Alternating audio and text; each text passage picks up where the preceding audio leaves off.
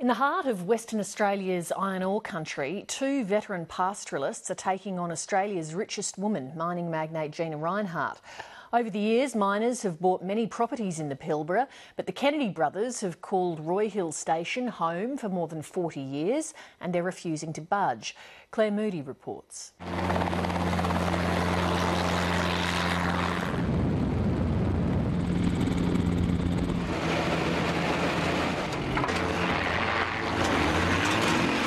It's the last muster of the year at Roy Hill, a property spanning 1 million acres in Western Australia's Pilbara.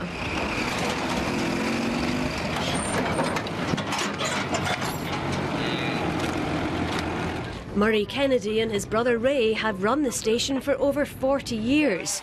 They used to have a free rein, but not anymore. The mines are gradually eating into our pastoral lease, preventing us from making a decent living. The Kennedys' property is surrounded by iron ore mines. Gina Rinehart's Roy Hill project is the latest arrival in their backyard. The company wanted to buy them out, but the brothers are refusing to move on. No, I don't see why we should. Not at 25% of the value of the property. No way. That's just robbery.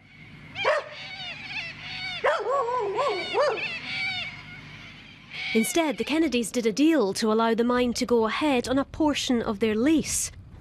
But a plan to run a high-voltage power line through their station is testing the fragile piece. Yeah, this is roughly where the power line would come through, cutting the bloody place right in half. Going to make it almost impossible for mustering and very dangerous. The transmission line to be built by Alinta Energy would run for 80 kilometres through the Kennedy station, linking the new mine to an existing gas-fired station in Newman. But according to the Kennedys, it'll be a fire and mustering hazard. You can't fly close to power lines, that's suicidal.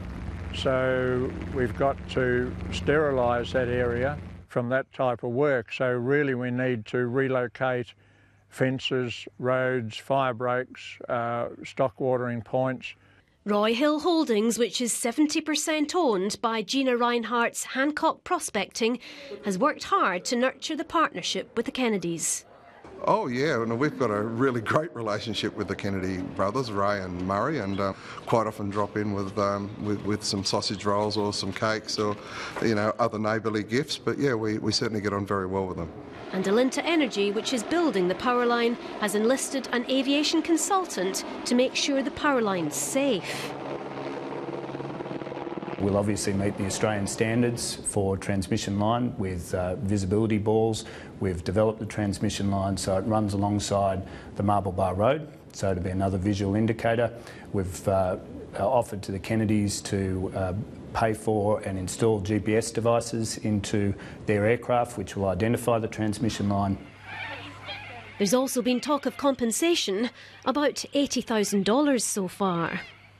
We don't want money, we don't want a dollar. It's the death threat of the power line that is the problem. And if it doesn't catch us, it will catch somebody else.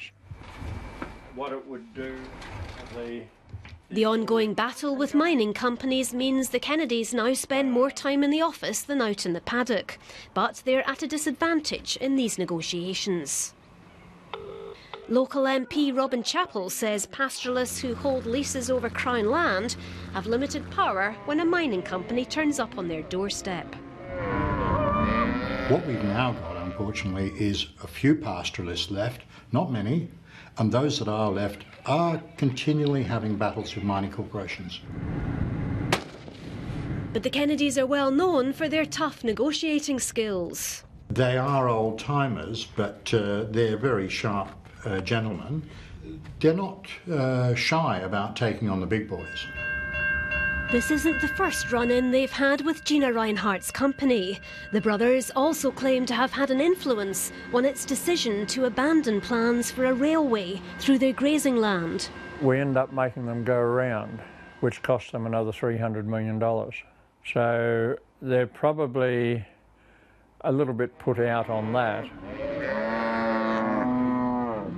As the Kennedys round up their last 400 head of cattle for this year, they're preparing their next move in the battle against the miners. They've called for an independent evaluation of the cost of running the power underground compared to overhead. Undergrounding the transmission line is not a realistic option, and that's purely from a safety perspective. There's many countries in the world that are using underground power now. Whether the Kennedys like it or not, the Roy Hill project looked set to become one of the biggest mining projects in Australia, with a workforce of 2,000. But the crucial power line still needs final state government approval. We've got a very good relationship, and I'm quite sure that if we keep talking, that there'll be a satisfactory solution to all of this.